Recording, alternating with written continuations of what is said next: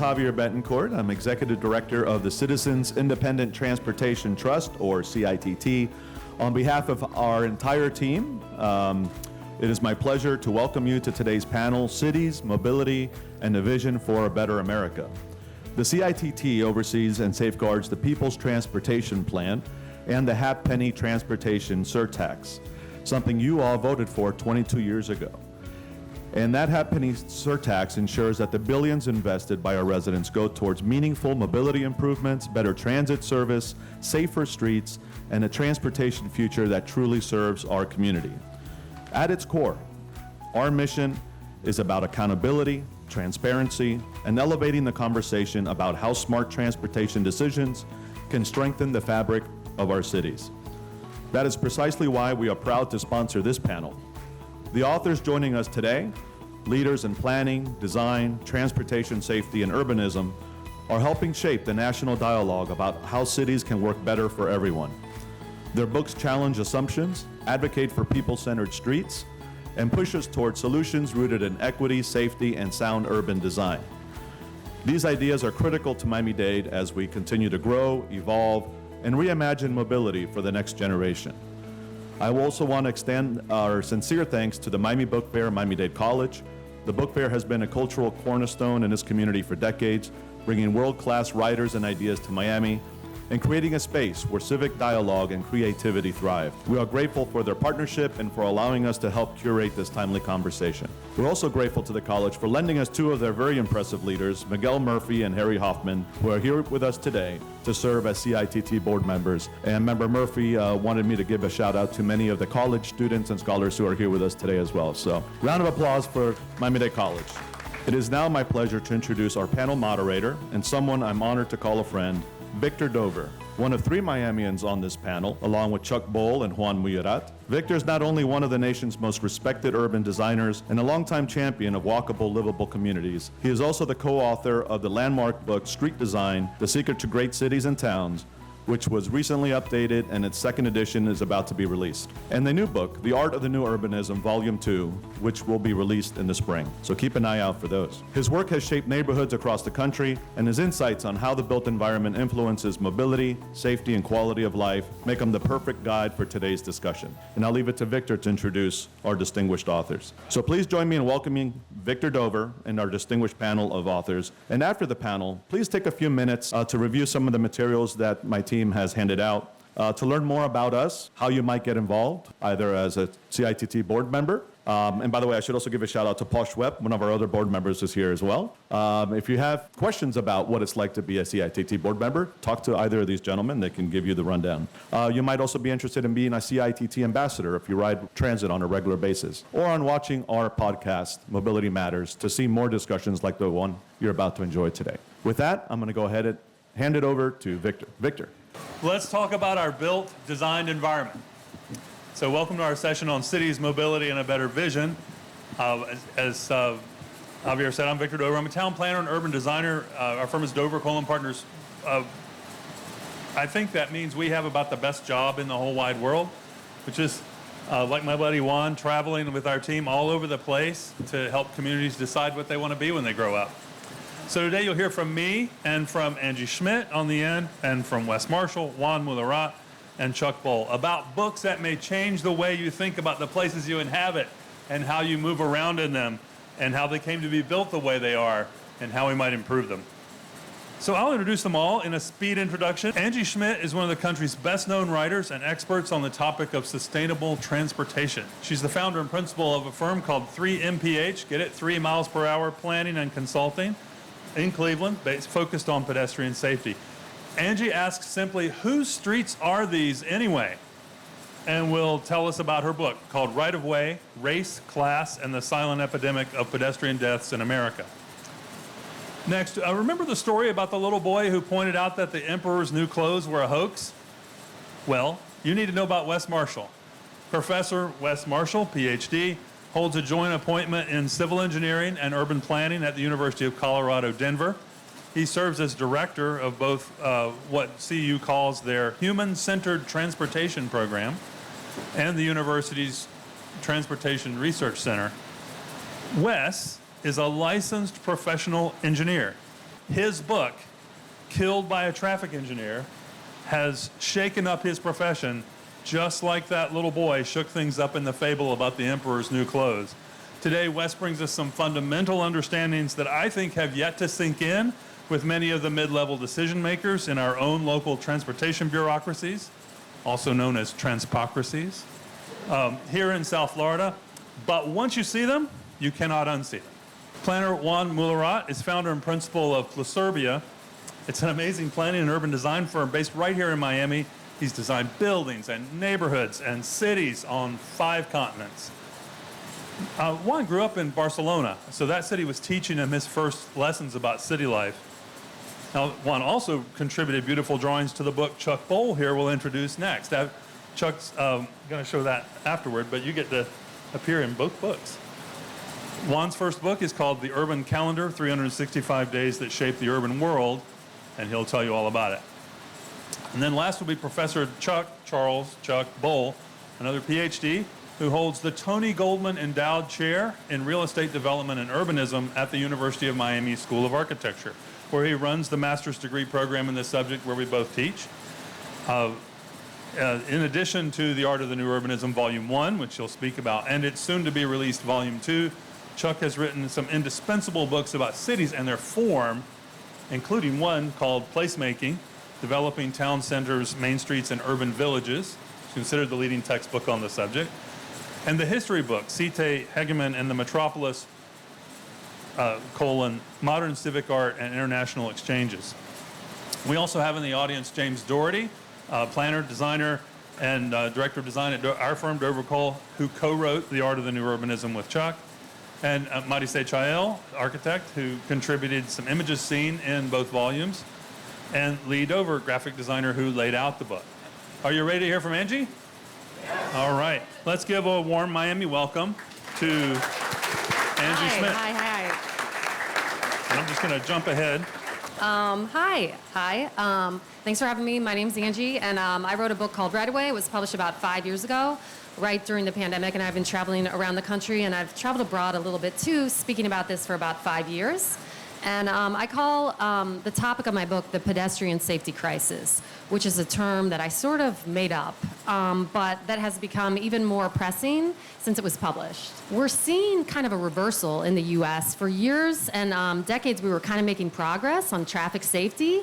And traffic deaths are one of the leading killers in our culture, but we've seen that progress basically reverse itself over the last decade. And we've seen about a 31% increase in overall traffic deaths in the last decade. So that translates into about 10,000 additional deaths a year. And if we're not able to sort of reverse this trend, this wider trend we're seeing, we're talking about potentially 100,000 additional deaths over the next decade.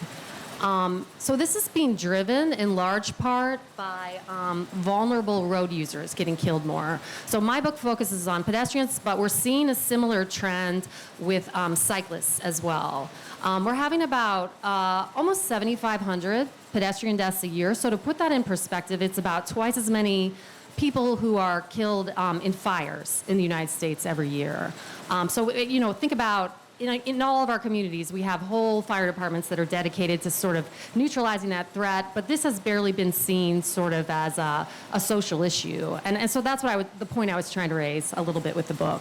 We saw this problem get a lot worse during the pandemic. In fact, since my book was published, there's been about a 25% increase in pedestrian deaths. So, I think a lot of you are probably noticing this on the streets. A lot more antisocial driving, a little less enforcement is probably contributing, a number of factors. But the problem is getting worse. So if we're not able to get this under control, we're talking about a lot of additional people that are going to die over the next decade. A little bit of background here. When I talk about this, I use this example from Cleveland. Cleveland's a very different city. That's where I come from than Miami. But you can see, this is in the early 1900s. We used to be a pedestrian city. We used to be a streetcar city. And most people didn't own cars. This is at the beginning of the auto era in the United States. But what I want people to notice kind of here is, first of all, how many pedestrians are on the street, A, and B, how relaxed they look.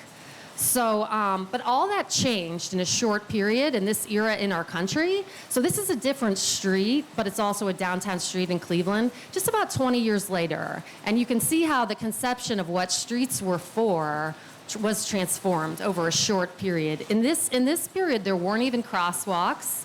This idea of jaywalking did not even exist. Pedestrians would pause and greet each other on the street. Children would play in the street. All that is sort of crowded out. In about 20 years' time, they introduced this idea of jaywalking and that pedestrians should only cross the street at certain locations and only at certain times. And since that time, when someone is killed while walking or injured, the tendency has been to sort of blame the person. So I think there's a little bit of a stereotype when we're talking about this problem. And this is who people kind of picture in their head when they think about who's getting killed on the streets, and they think maybe it's this young millennial guy and he's distracted by his phone and he's in a major city, he's in a crosswalk. But that's sort of a misconception. I think a lot of, newspaper columnists or whoever, that's just what they encounter on their way to work. It's really more, the kind of people who are getting killed are really more like this guy, who's just sprinting across a wide arterial. At this point, there's no crosswalk.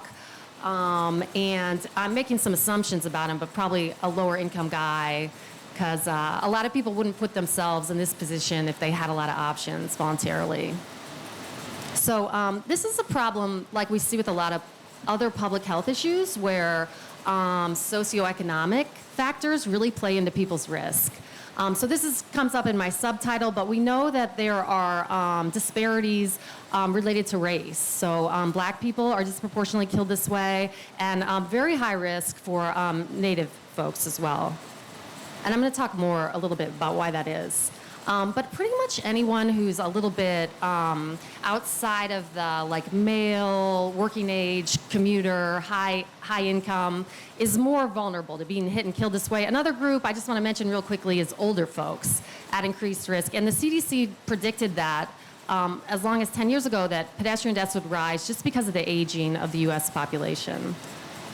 Also, lower income folks. If you live in a lower income neighborhood, your risk to be killed while crossing the street is much higher than high income neighborhoods. And there's a couple things going on there as well.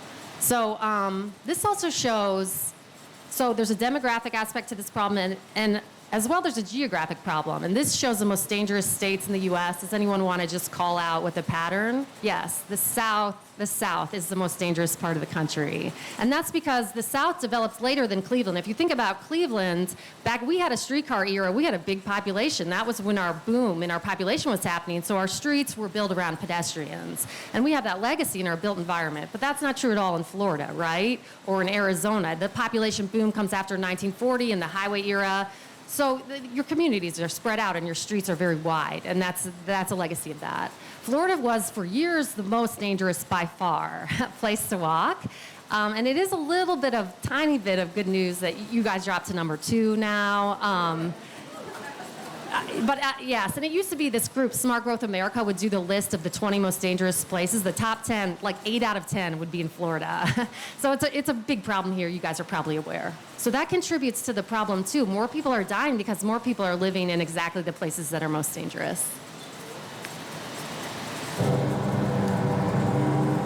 So I just have this video as an example of some of the infrastructure you guys are facing, and you're probably familiar with that if you live here in Florida. This is a crossing right outside Disney World. Anyway, Wes is going to talk about more about the kind of rules that are written into our policies and programs that allow that kind of dangerous situation to just sort of happen and be unremarked upon. So that's going on all across Florida, all across the United States, but especially in lower income neighborhoods where people are more likely to be walking, more likely to be using transit. One example here, we see this all over the country. I'm using Cleveland again, but this is a map of racial segregation in Cleveland. And green shows areas where it's mostly black residents, and orange shows areas where it's mostly white. So if we look kind of at the most dangerous roads in Cleveland and compare, they match almost exactly. And you see that kind of in every metro area.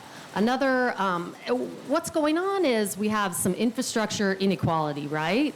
And I like to use this as an example. This is from a study of some native tribal lands and reservations in Minnesota. And we already mentioned that native folks are at very high risk to be killed this way. And this is an example of why. There's a tribal service center on one side of this road and a food cellar on the other. And you can see there's no sidewalk, there's no crosswalk, there's no light. So these are rural areas, but people are doing a lot more walking in these cultures. And so that's contributing to the risk.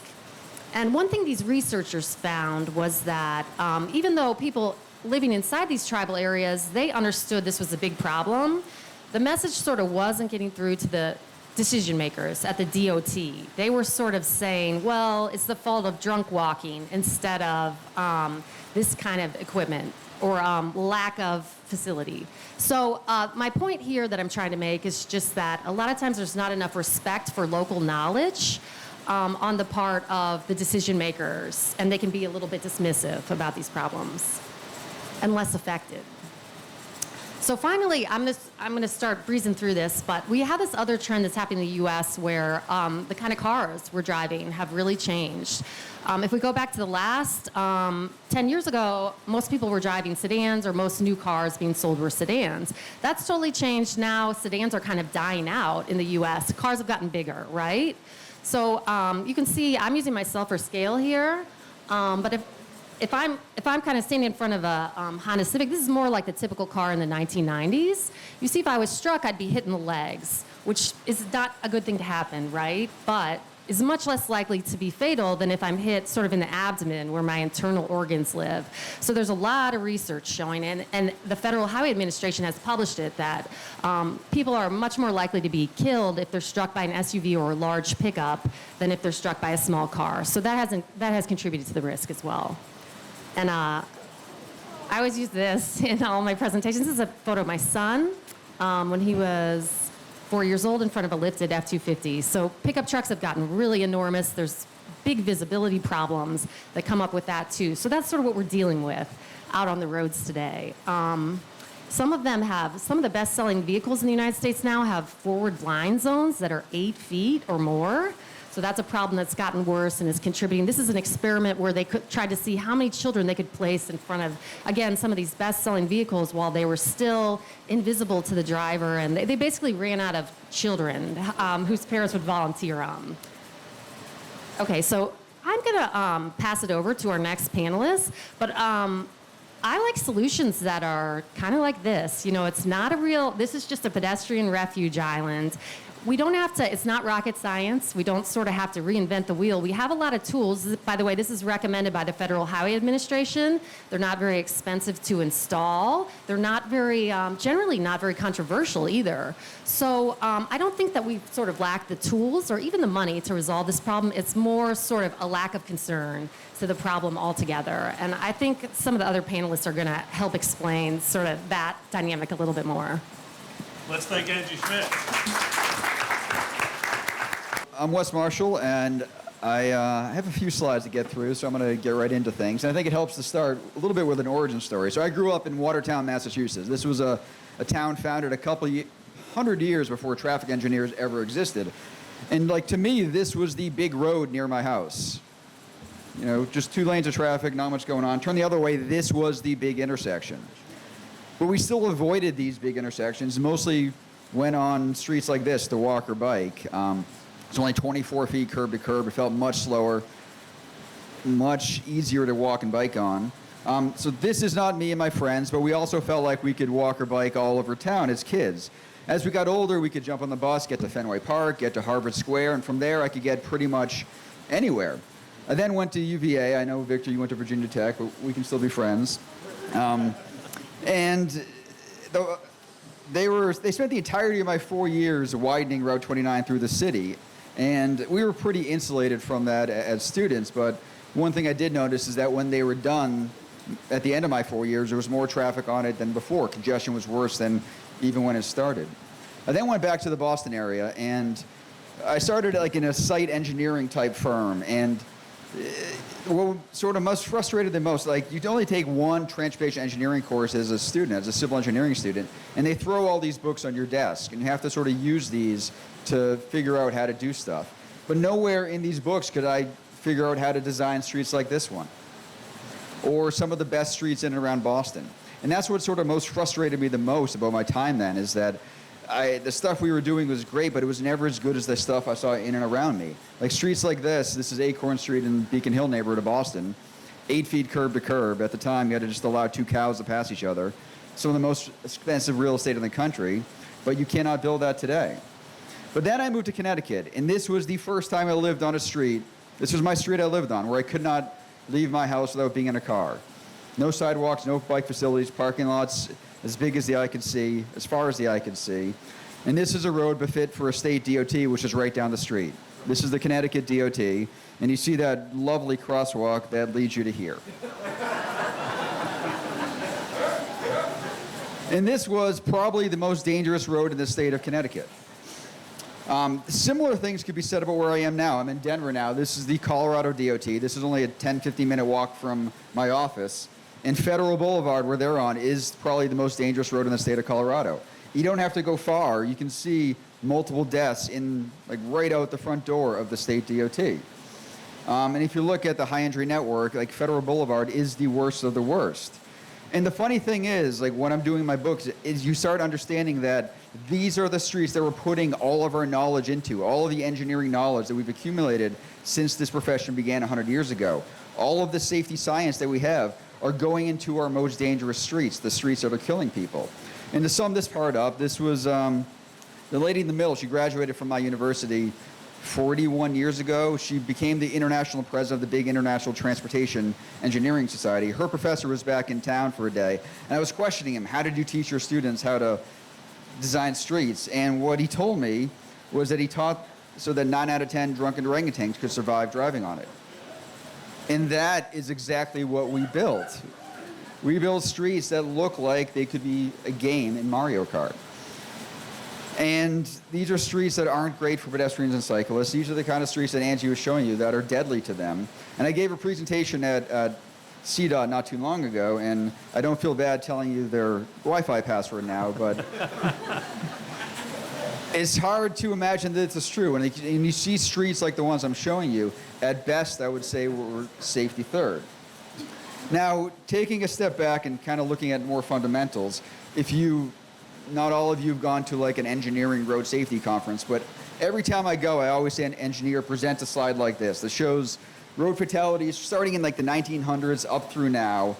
And they show you a slide like this, and they basically insinuate, we did it. We've solved the problems.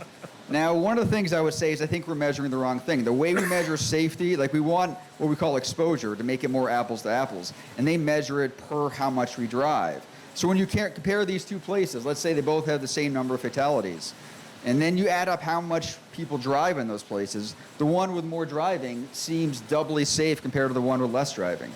But one thing I think we can all agree on is that dying on the roads is probably bad for your health. So if you treat it just like any other health thing that we look at per population, you get a very different answer. All of a sudden, this place on the bottom is twice as safe as the one on the top. And this works for real cities too. Well, let me first get to this. You can even get to the point where if you add one fatality, and if everyone else drives a little bit more, you seem safer. Which is why I have a hard time reading documents like this, like our big Transportation Research Board put out, where our roads are getting safer and safer, yet we're killing more people. Like, that doesn't add up. There's a disconnect there. And I gave a talk in Sarasota earlier this summer, and you can do the same thing with real cities. Like, you look at these two places, and if you measure it the way we always measure in traffic engineering, Sarasota seems much safer. But if you measure it like any other health impact, Philadelphia is the real safety. Like, where you're actually safer as a human being is where that second number is much lower. Now, one of the things I try to do in my book is not just point out what we're doing wrong, but really understand why we're doing wrong. So I go down these rabbit holes to figure out, like, why do we measure safety like this? And this time I found this guy named Paul Hoffman. He was the self-proclaimed civic leader of the safety movement. He was also the CEO of Studebaker. Prior to that, he was their best regional salesperson. And back in the 1930s, he was looking at the data. If you do it per population, and cars in the 1930s were looking very unsafe, and he was starting to have a harder time selling them. So he made the right point that we need to measure it with an exposure metric, but he just picked the one he liked best. and he told us all to measure it this way. And he wrote a book about it, and he barnstormed the country selling this new way to measure safety to this burgeoning new discipline of traffic engineering. And like I said, he was a great salesperson. We bought what he was selling, and we ended up codifying this into our federal requirements like 20 years later, and we're still measuring it that way today. But when you think about how we compare to other countries, we are often the worst of the worst when you can look at us in terms of per population. So how do we fix this? One of the things that I think makes the most sense is we want to have a more data-driven approach to road safety. How can you argue with that? And that's what Mike Bloomberg would talk about when he was mayor of New York. In God we trust, everyone else bring data. Now, Vision Zero is one of the ways a lot of cities are trying to get safer, trying to do these things. And I remember maybe 10 years ago, the city of Boulder, near where I am, was one of the first cities to declare Vision Zero. And when you look at our conventional ways of attacking the safety problem, we have what's called the 3 E's: engineering, education, enforcement. That's how we attack road safety problems. His point was, well, we want to be more data-driven, so we're going to add evaluation to the mix. You can see it right there. And it makes perfect sense. It's hard to argue with that. And when you start looking at the data, what do you find? Well, the data tells us that we have a huge human error problem, that 94 plus or minus 2% of our fatalities, severe injuries, are caused by human error. And one of the themes I try to get to is when you look at that as the problem, you start thinking about what the solutions are. If human error is the problem, engineering is not the one we care about. It's going to be education or enforcement. So what I'm trying to show you is that when you really dig into the crash data, it's just not that simple. Here's an example of a crash that I happened to come across in the news the morning it happened, and I ended up following it throughout the day and beyond that. It was 2 kids walking to school in Vancouver, Washington, and I think walking to high school, or one was going to middle school, and they were killed by a speeding driver in this pickup truck crossing the street. These kids were jaywalking, the driver was speeding. Here's the intersection where they crossed. There's no crosswalk. 14 and a 17-year-old. And when I think about how a crash like this ends up in my road safety database, let's say it's a speeding crash. How do we fix it? Well, we tell people to slow down, right? We might add some more enforcement, but it's typically we do PSAs, say, hey, speeding's a big problem, everyone slow down. But when you think about the roads we put in front of people, here's the road that they were killed on, it's designed like a highway with a 35-mile-an-hour speed limit. Here's a more egregious example from Alexandria, Virginia. Take a look at that, 25 miles per hour. Is it an error to go faster than 25 when everyone on the road is probably going faster than 25? No, but when you classify it that way, it leads you down the wrong path. The other thing it could be, when it's a jaywalking crash, we get into the weeds of does it meet the warrant of enough pedestrians risking their life in the peak hour to say we need to put a crosswalk in. And if you look at our manuals, in this case, we need exactly 93, at least of them doing that. And if we don't have it, we do something different. What do? We tell kids not to jaywalk. Again, we put out a PSA. I gave a talk in front of the Electrical Engineering Society, and it reminded me of this old Reddy Kilowatt character, back in the 1920s, 30s, 40s. And I was like, well, what could the equivalent be in transportation? And AI is kind of amazing sometimes. First try, it gave me this. But anyways, the more realistic PSAs are the ones that are used more like scare tactics. And the research shows that these actually makes things worse instead of better. But when I started thinking about it's either going to be a jaywalking crash or speeding crash, you need to zoom out and think about the situation we put these kids in. Here's the intersection where they got killed. If you look at where the nearest crosswalk was, it's pretty far away. And even if you go to that crosswalk, I wouldn't exactly say it's probably my safest or most favorite thing to get to cross. And you start thinking about the built environment between where the crosswalk was and where these kids were. Yes, there's some sidewalks, but a lot of them were missing. A lot of them just dead end. And you see just no sidewalks. You see these big turning radii where cars can be taking even those side street corners at high rates of speed. And you start wondering, well, of course they cross here. Given what we put in front of them, they did the most rational thing they could. So is it an error what these kids do? They live on one side of the street, the school's on the other. We don't give them any good facilities to cross the street. This is what happens. And then we have the gall to say, hey, they were wearing dark clothing. Of course they were. These are high school boys. Like, we know we should expect that. We should design for that, but we don't. And then you go out there now and you see a memorial to these poor kids and their families, and you see right after that memorial is where the sidewalk just ends. Like, this isn't a human error problem unless you're pointing the human at the traffic engineers, and that's what I mean by this title. A lot of people maybe take offense, but that's an example where these kids were killed by a traffic engineer, and to blame it on human error, we're missing the point. So I start the book off with talking about medicine. Doctors have been around for 5,000 years.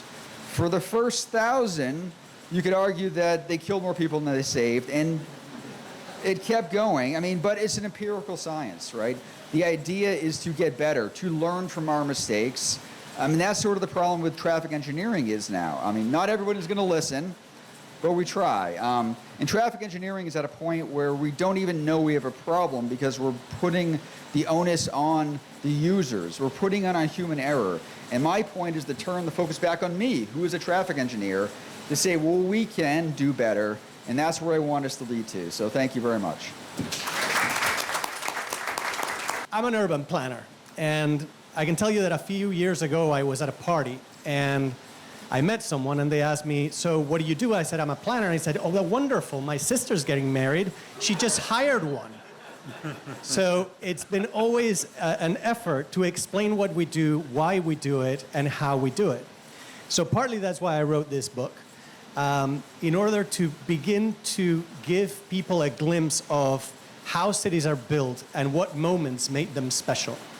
You can see here, for instance, this is the founding of St. Petersburg by Peter the Great, a thriving metropolis today. So there's layers upon layers on every city that one must consider if we want to understand the environment that we live in.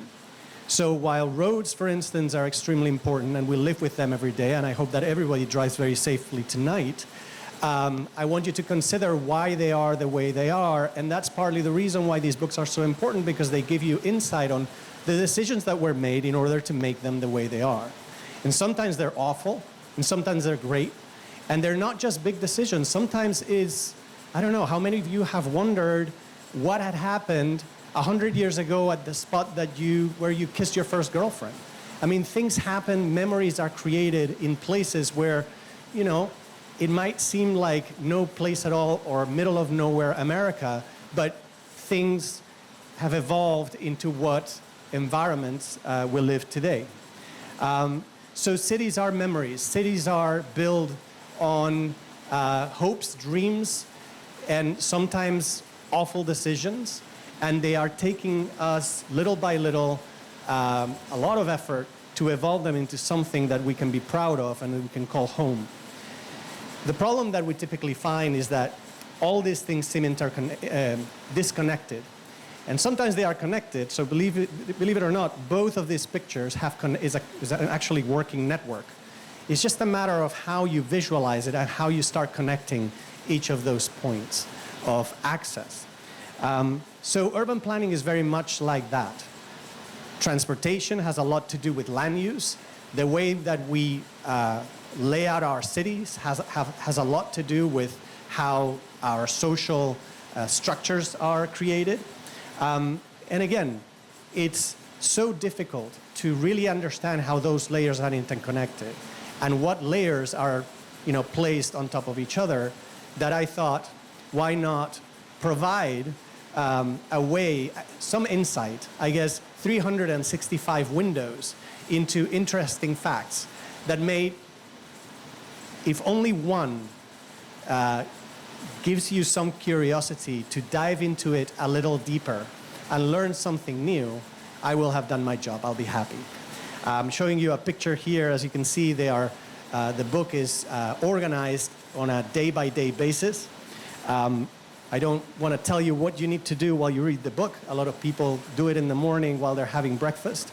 And little by little, the people that have bought it and have read it, and I guess this sounds like a sales pitch. It's not.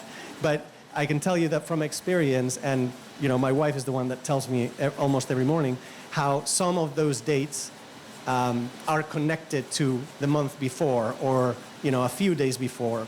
The way that the book is set is, again, day by day with some threads, again, because things are interconnected. So you have, from our lens, colonial and post-colonial urbanism that is tied to the way that we move today in the United States and Latin America, and connected to green, sustainable, and resilient cities, new towns throughout the country, and it is a global book. It is something, it is a book that includes everything from Australia over to the US, Spanish colonialism, American colonial, English colonialism, etc.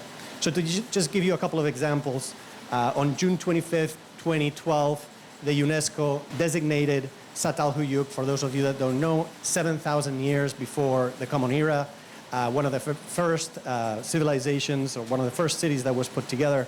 And if you go a day later, you can read about how historic preservation in this country really took hold by the Supreme Court deciding that the preservation of Penn Central was important. Some of these entries you won't know, but they are just as important, Wes and Angie, for your next book about roundabouts, right? Who created them? So the legacy of Henards, who actually came up with the way roundabouts should be, and he did it in Place d'Etoile in 1923 because he saw that traffic was getting worse, and he wanted, and I think that now would be a mistake, traffic to be more fluid and faster, right? So no regard to pedestrians, but he created those traffic circles to ensure that traffic was better. And then you can also look at 2 years before the design of cities in Israel and the settlements there in a certain shape that would be remembered as a way for new communities to be more egalitarian, central. And then things that are juxtaposed. This is one of the things that I really enjoyed about the book. So for some of you, Sir Thomas More will ring a bell, and for some of you, the game SimCity will ring a bell. I hope that both ring a bell to you both, because I think that both are just as important in the way that we develop our societies and that we develop cities. SimCity had a great impact on me. It is not the reason why I'm a planner, and we don't use it at work. I hope none of you use it at work, but it was a fun way to open urban planning to young people at a young age. And Sir Thomas More, of course, the publication of Utopia, which had a huge impact on generations. Monopoly. Who has ever thought of building cities thinking about monopoly? How do we think about real estate? Or the passing of the Housing Act in 1949, which had a lot of positives and a lot of negatives.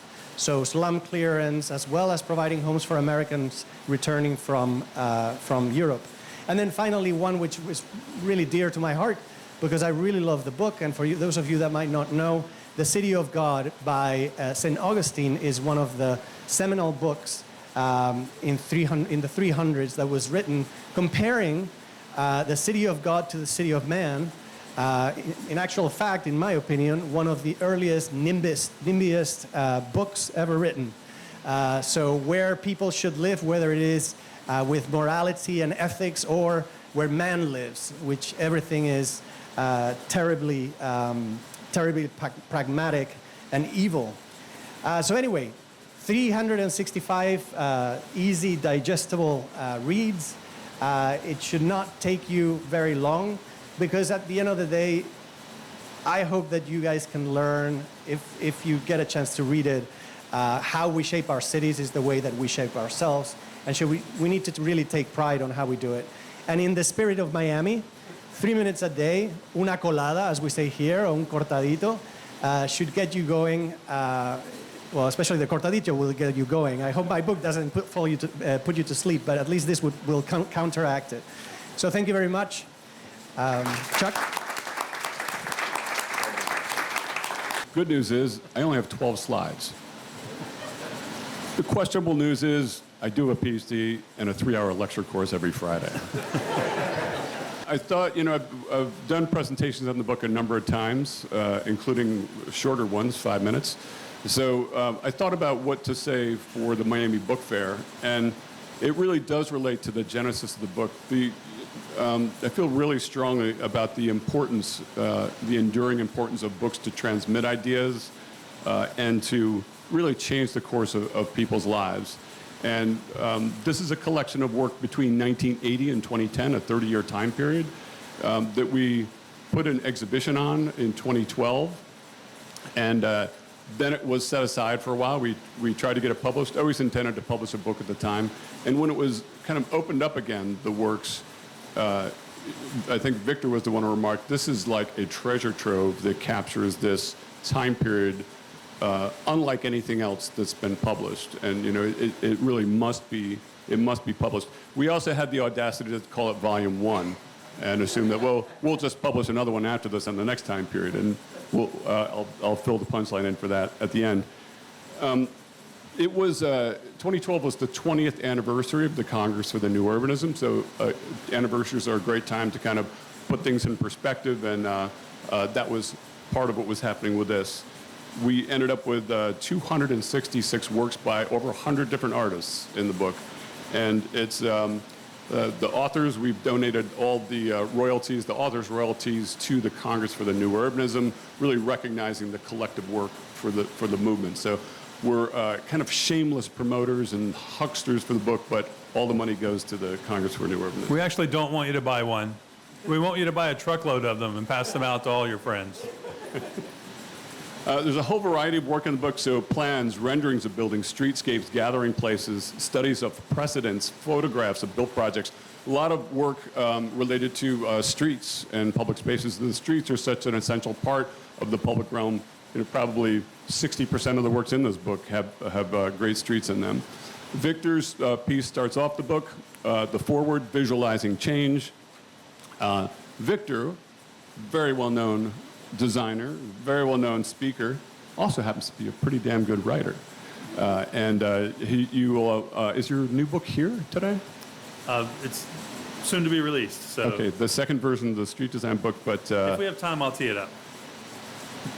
So Victor introduces the idea of visualizing change that artists have done over time and how the new urbanists really kind of refined that in practice. I took on the challenge of putting this work in context, in a historical context, because my thought is this is a book for now, yes, but also a book for 50 years, 60 years, 70, many years from now, that someone needs to be able to pick up and understand why was this work significant? How is it different than what came before? And perhaps how can it inform the current challenges that we're facing? Much like the work that New Urbanists rediscovered from the 1920s and that time period, the great period of civic art, when we were trying to rediscover how to do great placemaking and change the way sprawl and the urban renewal era was really damaging our communities. So I used I'm not going to go into this in depth, there's a long essay in the book, but I used two projects in Manhattan to kind of illustrate what was right before the new urbanism, to kind of tee this up. One was the Lower Manhattan Expressway, which Jane Jacobs became very famous for fighting against.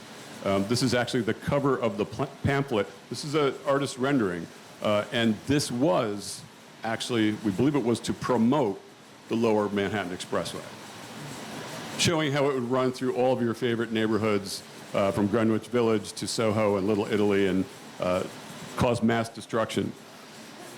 The rest of the renderings that I'll put on this page are by some of the best illustrators of their time period. So we're going from the 1950s right up to the late 70s. This one's by Paul Rudolph. This was a sketch of his idea for the Lower Manhattan Expressway coming through. You can't tell what it's coming through. It's literally coming through the heart of Manhattan. So the lack of context being shown by the architect's ideas at the time is really striking when you look back at this time period. And then, of course, the really heavy megastructure approach to envisioning the future, that everything of the past needed to be wiped away and we needed to create this new vision of what could be. That's James Roussan on the top right, also one of the most famous illustrators of the day. But these were designs that were created for really two audiences. There was not a big public process at the time. So the audience was the power brokers, politicians, business leaders, both angles of the Rockefellers and those groups for these projects were involved here. And then for the architectural media, those were the audiences, not the people in this room. You were supposed to look at these drawings and just be awed and impressed by what the future is going to bring you. And so this essay, the last part of the essay, is what the whole thing was going to be about. I was just going to talk about the emergence and impact of new urbanism on myself and a host of other people in all different fields who were impacted by this work when it first appeared. This is a picture of my desk while I was working on this book. There were these 4 seminal books that came out in the late 80s and early 90s. And some of them were really simple, like pamphlets. There was the Pedestrian Pocketbook by Doug Kelbaugh, Towns and Town-Making Principles. Those are both based on kind of exhibitions and charrettes, little workshops in a university. But they caught on and they captured the imagination of so many people and sold so well. They kind of startled the publishers. Princeton Architectural Press was one that they led to the publication of more. So next came Peter Calthorpe's book, The Next American Metropolis, Dan Solomon's Rebuilding. Each of these I've carried with me since those years, over 30 years, as a set. They were like the set of books that made me realize that the urban planning degree I had just completed taught me nothing about what I was seeing in these new urbanism books, and really caused myself and others to change the course of their careers. So the book layout, the material, the stars of the book are the illustrations. The first part is the earliest projects, a whole variety of really seminal work by some of the best-known artists who worked in the field.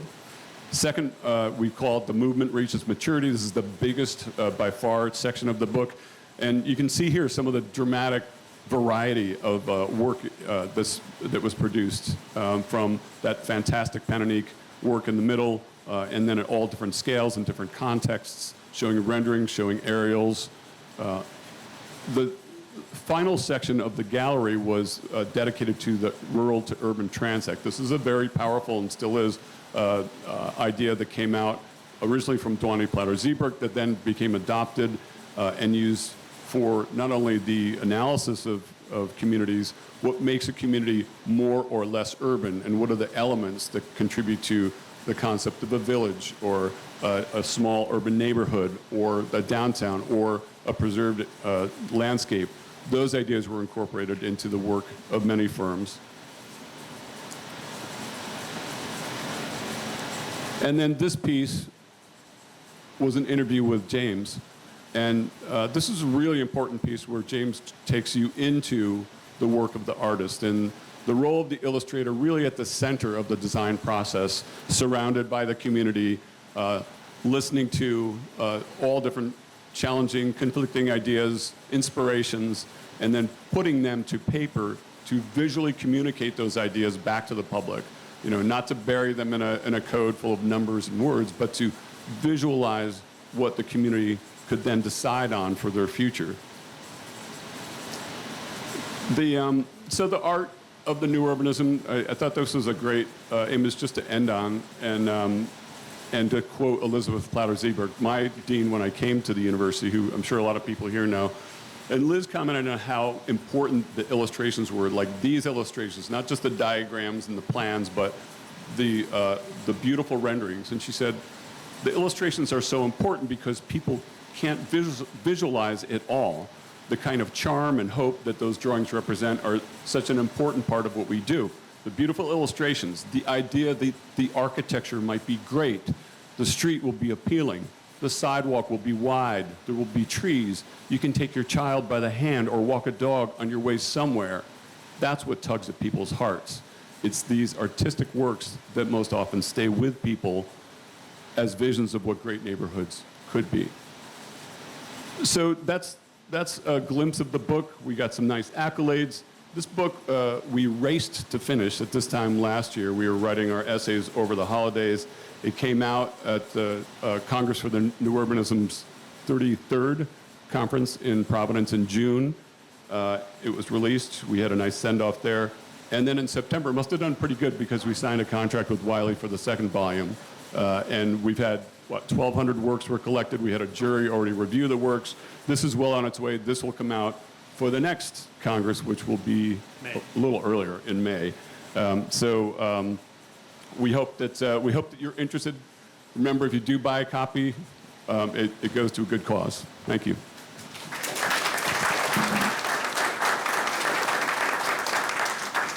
Finish us up by going back to the street design topic. Those who know me know I'm a little bit obsessed with streets. I think street design might be the one thing that we can least afford to get wrong in cities and real estate development. And it is the one thing most often gotten wrong. If you wonder why so many people in Miami are interested in that, well, think about that old saying that necessity is the mother of invention. We need it here. So that's why I think Miami really was a birthplace for the new urbanism. In 2014, John Massingale and I co-wrote this book, Street Design, The Secret to Great Cities and Towns. And we thought it would be really quick and easy. We said, we've been thinking about that for 25 years. We'll just knock it out by Christmas. And it took till like 3.5 Christmases later, but we got it done. And then thankfully, we've had an opportunity to go back, kind of like when they let a filmmaker do the director's cut, and remake it. And so the second edition is actually a rewrite. It's different on virtually every page, but the themes are basically the same, which is that human beings have been making great spaces between buildings for 3,500 or 5,000 years. They have a lot of experience on how to do that. It doesn't matter if you go to Brooklyn or you go to Bologna. The spaces themselves send messages to you like a communications medium about what's important to your society, and what you're all about. It's the reflection of the self, it's sometimes said. And in our country, especially in the rapidly built Sun Belt, we're sending a very different message. A message that if you're not driving everywhere for everything, every time, you're doing it wrong. And that's the wrong message. So we took some time in the new edition to add a bunch of new case studies. And one of them is Clematis Street in downtown West Palm Beach. The main street in West Palm was perpetually widened and disfigured, even at one point made one way in an effort to catch up with the wider, faster roads of the suburbia. And thankfully they thought better of that, and now Clematis Street looks like this. It's narrow and slow and safe and curbless and shaded, just a real dramatic before and after story. The book has a lot of case studies from all around the world, but some of my favorite are from here.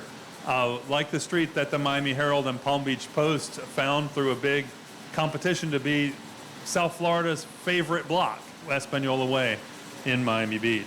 And so we basically do an anatomical dissection of those great streets and see what the characteristics are that make them so cool, like that building to street relationship or the feeling that the street is a public room. And then we derive basically the things that make a street a place where people want to be. Instead of, now, if you go to a drone photo or you go up in a helicopter and you look down at, say, where Interstate 95 meets 395 in Overtown, you could be forgiven for thinking, well, first, if you were an alien looking down from your spacecraft, you would think this is a location where cars are the dominant species. Actually, the leisure class, they rest motionless in their beds 94% of the time, unmoving, doing none of the work, while we're all scurrying around working to make our car payments, right? So they are so that's something that obviously seems a little bit off. If we're making human habitat, places where people want to be, they look different.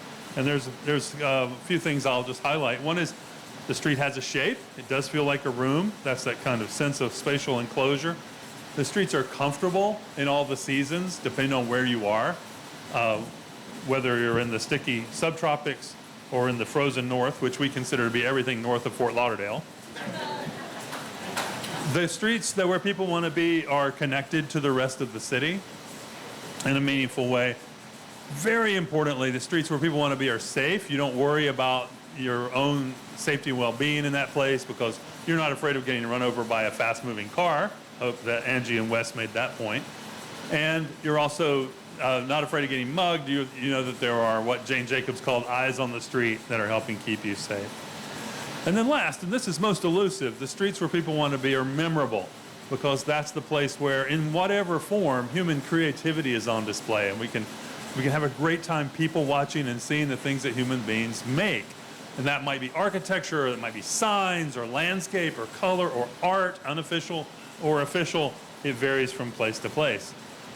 We are a little bit obsessed in the book and write a lot about street trees. That's because the great designer Henry Arnold said street trees are 50% of urban design. So I love to use this local example. Sometimes when I start talking about how cool a neighborhood could be, someone in the back of the room will say, but hold on a minute, we're not Coral Gables. And so what I tell them is, remember, Coral Gables wasn't always Coral Gables. Somebody planted those trees to get it to be that beautiful and that valuable. There's a thing in the Constitution called the police power. It's the basis of virtually every regulation, including zoning, including the manuals that Wes described. The police power says we'll make such laws as necessary to protect the public health, safety, and welfare. What do you think? How are we doing? Not well enough, yeah. So this is partly because we need a bigger menu. Instead of a one-size-fits-all idea that every street is either an arterial, a collector, or local, we need a much broader menu. We need a menu for wide streets. We need menus for skinny streets. The traffic engineers like to say that there are two contexts: rural, by which they mean suburban, and urbanizing, by which they also mean suburban. And so we have to remember things like how to make skinny and intimate streets, and that's where we are in street design. Well, thank you very much for that. Let's do a little panel discussion first, because I'd love you guys to have a chance to take each other on a question that arose during each other's presentations. Javier, you want to start us off? Sure. And first of all, amazing set of presentations and books, so thank you. If there's a common thread that runs through everything you do, you're all from different professions, different backgrounds, offering different perspectives, but at some point, this has to meet the public process, right? And the community has to become engaged at some point. Some would argue for less engagement by the community, leave it to the experts, we know what we're doing. Some would argue everything should be from the grassroots up, you know, the true democratization of the public process. Where do you fall on that? I mean, what is the appropriate role of the community in designing streets and, you know, creating policies that will create these better cities? So I joke sometimes that we're like the only engineering discipline that would go to a public meeting and let the public tell us not to do something that we know is safer. Like, I started off more on the structural engineering side, and once we figure out the design load and multiply it by a factor of safety and put up a beam, like, we know how big the beam needs to be. Never in a million years would we let some loudmouth at a public meeting tell us not to use that size beam, or the mayor to tell us that. I mean, at the same time, I mean, my discipline has perpetuated some atrocities like Overtown over the years, so I understand why stakeholder engagement is needed, why community engagement is needed. But I think if we can keep the discussion on things like safety, because it often devolves into other things at those meetings, like, that's where we need to go. So I'm of two minds. It's hard to give a simple answer because it's not a simple question. I am a believer in public feedback, and you know, I just did some work in Cleveland where I like to do road safety audits, and that's basically where you get people together and you walk a street, right? So I recently did that in Cleveland with a group of people. They were really, really, really mad. You know, they said it's unsafe here. People are crashing into our houses, right? Please, please do something about this. So, you know, I didn't have the authority to fix it myself. We sort of said, here, everyone knows there's a problem here, let's fix this. And since then, someone died right at the intersection that they said was a big problem. So people, I think, really understand their neighborhoods very intimately, but I also think sometimes the way we're gathering the feedback, we're not always getting really a good cross-section, and sort of we're getting a lot of squeaky wheels and haters, and we're often not the people who are most affected or most vulnerable. For example, children's lives are affected by, you know, our street design decisions very, very intimately, and that's what I'm working on a new book that's going to investigate that a lot more, and they're almost never included in public processes. They're just forgotten about, even though their lives are very affected. So in Miami, when you're a stakeholder and things are not working, you become a city planner. And when you're a city planner and things are not working, you become a city commissioner. To really effectuate change, right, Ralph? So it's great to have you here. And seeing that city planners still have some power in cities, because only too often we find that attorneys are really the ones that have the most power. And by the way, Paul, you are an incredible, you do so much for our community as an attorney. So there's good sides to attorneys too. And Paul is proof of that. Paul and I sit at the Hold the Line Coalition with Victor as well. So we, as grassroots and as professionals, we put as much time as we can to protect our communities. But jokes aside, I think that the public, in a way, and bear with me because I know that there's some tomatoes in the crowd, but the public can be dangerous if misinformed. And only too often we are misinformed. We are misinformed all the time, sometimes on purpose and sometimes because we don't take the time or we just don't have the time to be informed. And so urban planning and everything that y'all are doing is informing the public and educating the public so that we can have better communities. And it is just too important for all of us to just say we just don't have time.